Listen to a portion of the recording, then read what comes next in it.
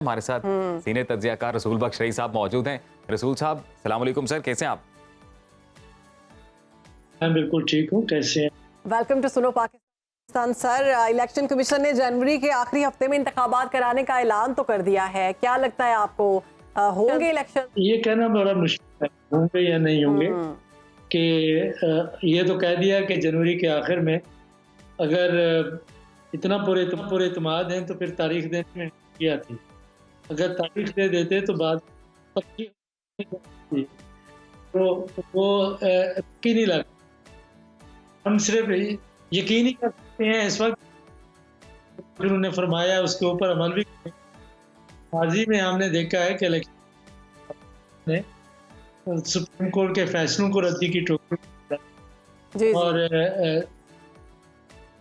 जो आईनी तकाजे हैं उन्होंने वो देखते हैं कि करेंगे या नहीं करेंगे, हम नहीं कह सकते। रसूल बख्श रईस साहब, लेकिन अभी कोशिश थोड़ी संजीदा नजर आ रही है इलेक्शन कमीशन की जानिब से, क्योंकि सियासी जमातों की जानिब से भी इसी बात पर जोर दिया जा रहा था कि 14 दिसंबर तक का ये वक्त था जिसमें डीलिमिटेशन का जो मरहला है वो मुकम्मल होना था। अब उसको स्पीडी करके इलेक्शन कमीशन ने 30 नवंबर तक वाइंड अप करने की कोशिश की है। तो इस संजीदा जो सूरत हाल है उससे लग रहा है कि इंतखाबात होंगे। देखिए, आप कहते हैं कि बिल्कुल होंगे। मैं ये कहता हूँ कि हमें यकीन कर लेना चाहिए कि होंगे, लेकिन तारीख देने में हर्ज क्या है जी। हम इत्मीनान उस वक्त करते जैसे तारीख होगी। जब तक तारीख नहीं मिलती होती रहेगी। रसूल बख्श रईस साहब, आप बिल्कुल दुरुस्त कह रहे हैं कि जब तक तारीख कोई वाज़ेह नहीं होती तब तक सूरत हाल जो है वो गुमगू की ही रहेगी। तो अगर हम सियासी जमातों का जिक्र करते हैं, बिलखसूस इस वक्त इंतखाबात का एक माहौल तो चलें बन रहा है, तो बयानिए का फुकदान नज़र आता है जमातों में। आपको क्या लगता है कि किसी जमात के पास इस वक्त कोई ठोस बयानिया मौजूद है? देखिए, ये जो बयानियों की हम बात करते हैं, ये कोई ये चीज़ें गैर ताल्लुक हैं, गैर अहम हैं। जो अहम बात है वो ये है कि हम ताकि आवाम को बताएं कि उन्होंने जब उनको एक 2 दफ़ा 3 दफ़ा 4 दफ़ा 5 दफ़ा उन्होंने मुल्क के लिए क्या किया, अवाम के लिए किया, मशरत के लिए किया। बिजली क्यों महंगी हुई, आगे लोग जो उन्होंने जो फायदे किए वो क्या होता है। और फिर ये बताया जाता है कि के साथ हमारे आइंदा क्या है, मंशूर क्या है, हम क्या चाहते हैं कि ये मज़ाक़ाती बयानियाँ और ये बयानियाँ सके, उनकी कोई नहीं। जी। रसूल बख्श साहब, साबिक वज़ीर दाखिला हैं राना सनाउल्लाह, उनकी जानिब से दावा किया गया है कि नून लीग पंजाब में 65% वोट लेगी और 100 से ज्यादा नशिस्तें हासिल करेगी। ये राना सनाउल्लाह की जानिब से जो बयान सामने आया उसमें उन्होंने एक और बड़ा कमाल मशवरा दिया है कि शायद खान अब्बासी साहब और मिफ्ता इस्माइल साहब जो हैं वो नून लीग की जमात को ना छोड़े फिलहाल। तो देखें अब उनका इस हवाले से क्या हम देख रहे हैं कि जो राना सनाउल्लाह उनकी जानिब से बड़े मशवरे सामने आ रहे हैं और बड़े लोगों को बड़े बड़े मशवरे दे रहे हैं और दावे भी कर रहे हैं, सिर्फ मशवरों तक नहीं है। बयानिए की बात कर रहे थे आप, शहरबानो नून लीग के हवाले से ही जब हम बात कर रहे हैं तो एक दिलचस्प सूरत हाल अब ये है कि शहबाज शरीफ वापस आ चुके हैं और अब देखना ये है कि अब किस तरह से ये तैयारियां की जाएंगी और क्या बयानिया अपनाया जाएगा, क्योंकि हाल ही दिनों में हमने देखा है 21 अक्टूबर को नवाज शरीफ वापस आएंगे, क्योंकि कहा तो ये जा रहा है फकीदुल मिसाल इस्तकबाल किया जाएगा और नवाज शरीफ की जानिब से भी कहा गया है कि आप लोग मेरे इस्तकबाल की तैयारियां क्यों कर रहे हैं। 10 लाख बंदों को जमा करने का टारगेट दिया गया है कि 10 लाख बंदा जो है वो जमा किया जाएगा। अब देखें इस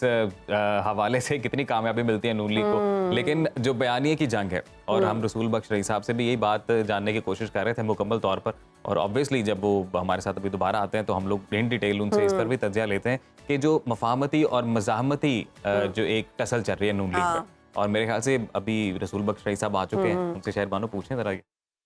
सर, आप हमें सुन पा रहे हैं? जी बिल्कुल सर, दोबारा मैं वही सवाल करूंगी। साबिक वज़ीर दाखिला राना सनाउल्लाह ने दावा किया है कि नून लीग पंजाब में 65% वोट लेगी और 100 से ज्यादा नशिस्तें जीतेगी। आपके ख्याल में नून लीग ने कौन सा ऐसा काम किया जिसकी बुनियाद पर यह दावा किया जा रहा है? देखें, ऐसी बात करने से पहले क्या कोई उनके पास सबूत क्या है? बगैर ये होता है कि जब कोई खुद मुख्तार इदारे वो कोई पब्लिक ओपिनियन रिसर्च करते हैं और उसके बाद आदाद शुमार इकट्ठे करके बताते हैं कि इस वक्त किसी की मकबूलियत क्या जा रही है, पार्टियों के लिहाज से, उम्मीदवारों के लिहाज से ऐसा तो कोई प्रोसेस पाकिस्तान में नहीं हुआ। अगर ऐसा कर रहे हैं तो उससे हमें खदशात हमारे बढ़ रहे हैं कि कहीं पे किसी ड्राइंग रूम में बैठ के कोई लेन देन तो नहीं हुई कि आपको इतना मिलेंगे, उसको इतना मिलेंगे। तो इस किस्म के जो बयानात हैं कि जहां वो एक अपनी सियासी जमात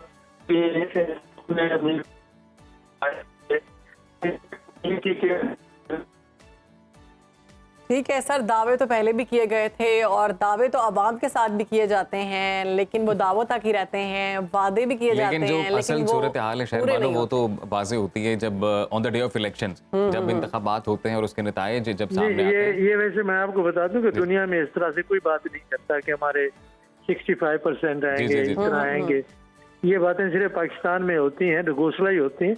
तो उनको ढगोसला ही समझे, इतना अहमियत क्यों दे रहे हैं आप उसको? रसूल बख्श रईस साहब, नून लीग का जब हम जिक्र कर रहे हैं तो आपको लग रहा है कि दो बयानिए अब पार्टी में मौजूद हैं, मफाहमती और मज़ाहमती, तो कौन सा जो बयानिया है वो आपको टेक ओवर करता नजर आता है नून लीग को? देखिए, मज़ाहमती जो है ना, वो किसके खिलाफ मज़ाहमत है? वो अमेरिका के खिलाफ मज़ाहमत कर रहे हैं, यहाँ पे किसी का कब्जा हो गया उसके खिलाफ मज़ाहमत कर रहे हैं।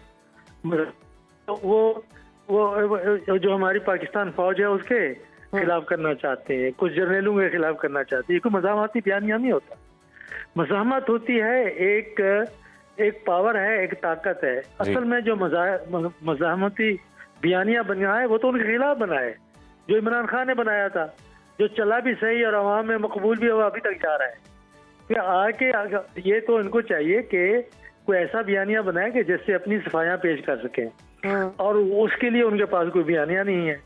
तो वो जायदादों का क्या बताएंगे, वो जो करप्शन की हुई है उसका क्या करेंगे, जो मंसूबे गलत किस्म के लगाए हैं और गलत किस्म के बिजली के जो इन्होंने मंसूबे और मुआहदे किए हैं, उनके बारे में पीपल्स पार्टी या मुस्लिम लीग क्या बताएगी अवाम को? ये बात आप लोगों को उनसे करनी चाहिए जब ये बात करते हैं कि 65%, 70%, 80%, कि जी आपने क्या किया, 16 महीने में आपने क्या किया है, कि कहाँ पे आपने मैशत को पहुँचाया है। बातें ये करने की है। असल में ये आपको और मीडिया को ये इस्तेमाल करते हैं और इनको मैं नहीं समझता कि भी ये कौम और मुल्क के मफाद में है कि ये जो है एक ट्रैफिक जो है ना वो पे चल रही है सियासत की, कि हर चीज इनको आप दे रही हैं, माइक इनके हाथ में है, बयानी इनके चल रहे हैं। तो अवाम की बात सुन लें कि अवाम की तरफ से जो सवाल उठ रहे हैं, रसूल बख्श रईस साहब, मीडिया तो रिपोर्ट कर रहा है सर सारे वाकयात को, जो सिचुएशन जैसे जैसे डेवलप हो रही है। हमारा काम तो इशू जो है उसको अवाम के सामने रखना है, अल्टीमेट डिसीजन तो अवाम करेंगे। तो जो अब स्टेक होल्डर्स तो है ना सर पावर कॉरिडोर्स में, ये तमाम पर्सनैलिटीज, तो फिर जिसका जो बयान सामने आता है और जो जिस तरह से सियासत करना चाह रहा है और जैसे जैसे डेवलपमेंट होती है, मीडिया तो एक मीडिएटर का काम अदा कर रहा है अवाम और सियासतदानों के माबैन। तो सर ये कहिएगा कि हम ये भी देख रहे हैं कि नून लीग के अंदर से ही एक अलग जमात भी बन सकती है, इस हवाले से भी खबरें सामने आ रही हैं। तो क्या आपको लगता है कि कोई और जमात सामने आएगी, और अगर आती है तो उससे नून लीग को नुकसान होगा? ठीक है, मैं कह रहा हूँ मुस्लिम लीग नून में ये जो नून है ना बड़ा इम्पोर्टेंट है नवाज शरीफ। इसके बगैर जो एक है ये काफी मजबूत है और इनसे निकल के कोई सियासी जमात भी नहीं बना सकता। वो 5-10 इलेक्टेबल को इकट्ठा कर सकता है, 10 को 15 को कर सकता है। रसूल बख्श साहब, दो बयानिए नून लीग की जानिब से भी सामने आए हैं, तो पीपल्स पार्टी की अगर बात करें तो वहां पर भी 2 बयानिए दिए जा रहे हैं। यानी chairman Peoples Party Bilawal Bhutto अलग बात कर रहे हैं और उनके वालिद मोहतरम जो है जरदारी साहब वो अलग बात कर रहे हैं, और उनका ये भी कहना है कि पंजाब में हम डेरे डालने लगे हैं और अब हम पंजाब में जो है वो एक अच्छी नशिस्त हासिल करेंगे। तो क्या लगता है आपको, बड़ा शेयर मिलेगा उनको?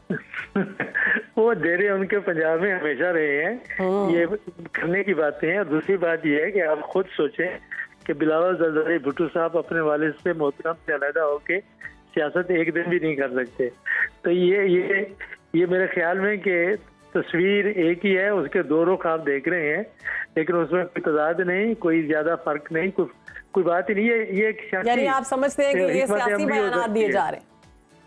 जी वो जो है ना बाज़ औक़ात नागुज़ीर हो जाता है किसी सियासी जमात को अपनी साख बचाने के लिए कि ये भी कह दें, ये भी कह दें, लेकिन उसमें इसका मतलब ये नहीं होता कि वहाँ पे 2 जमातें, 2 बयानी हैं, पर ये कैसे हो सकता है कि जरदारी साहब की अलहदा जमात हो और बिलावल साहब की अलहदा जमात हो? ऐसा हो ही नहीं सकता।